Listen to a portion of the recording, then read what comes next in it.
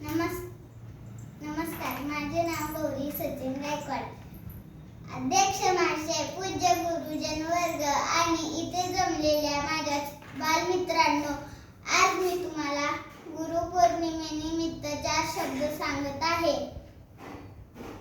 ते तुम्ही शांत चित्ताने ऐकून घ्यावे ही माझी नम्र विनंती आहे.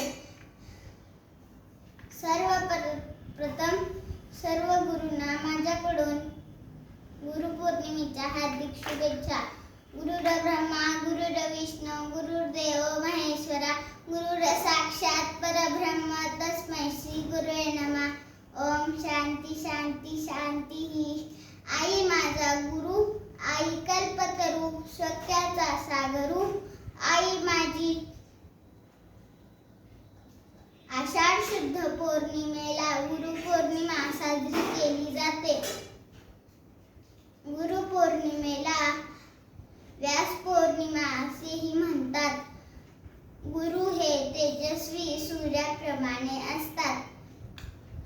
कुंभार जसा मातीच्या गोळ्याला आकार देऊन सुंदर मडके घडवतो, त्याप्रमाणे गुरु आपल्याला ज्ञान देऊन आयुष्य घडवतात. प्रत्येकाच्या आयुष्यात आई वडील हे आपले पहिले गुरु असतात. आई वडिलांनंतर आपले पहिले गुरु म्हणजे आपल्या शाळेतील शिक्षक.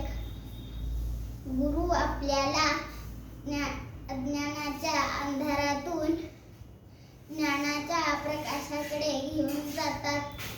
जाता जाता मला एवढेच म्हणावेसे वाटते की गुरूंनी दिला ज्ञानरूपी वसा, आम्ही चालू हा पुढे वारसा. धन्यवाद.